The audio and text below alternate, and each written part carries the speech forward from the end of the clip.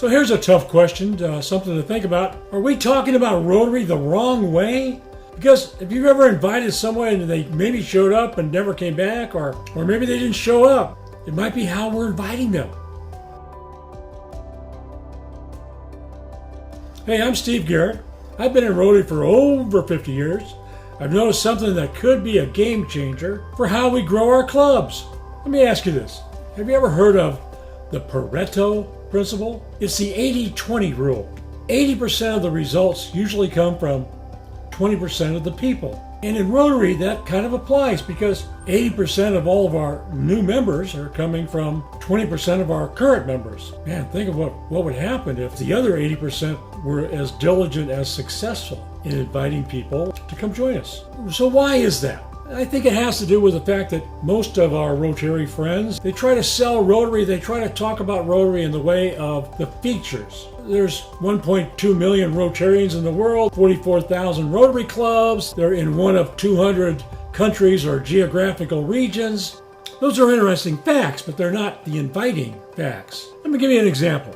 When I was a young man, about 28 years old, walked into my very first Rotary meeting. It was an invitation. And I really didn't care all that much about the facts and the figures. I didn't care who the president of Rotary International was. I didn't want to know how many members they had. I didn't want to know how many countries they were in. What I was looking at was a room full of people I really wanted to meet. People who might be potential clients for me as a young stockbroker. That's what appealed to me, not how many Rotarians there were in the world. The benefit. Some people don't like to think of Rotary as a networking group. At the very beginning, networking was the key element of why Paul Harris invited 3 other people to join him and talk about a little club where they would exchange ideas and information. So it started out that way. There's nothing wrong with that. Going to that meeting and saying, yeah, this is a room full of people I'd like to have lunch with once a week. So what are the biggest benefits of Rotary? They're not the things that are easily described. They're the things that you find after you live them.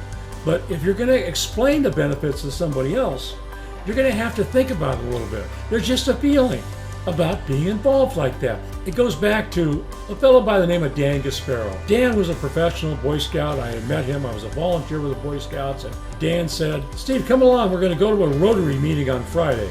I don't know who the president of Rotary International was when I went to that first meeting. I don't even know who the district governor was. The most important person in Rotary International to me is not the president of Rotary International. It's not the district governor. Most important person to me is the person who extended the invitation. You can be the most important person to other people. Don't start with, well, we meet at such and such a time. Start with what Rotary has done for you. And I certainly hope it's done something for you. Extend the invitation from the point of, here's a benefit, a good feeling, fellowship, opportunities to serve, and a network that might help you in your community involvement and your business enterprise. Start with the benefit, because people buy benefits. And that's how we're going to grow Rotary. I'm Steve Garrett, one of those old broken down past district governors. And thank you for taking a few minutes to listen to what I have to say. And let's keep building something that really matters.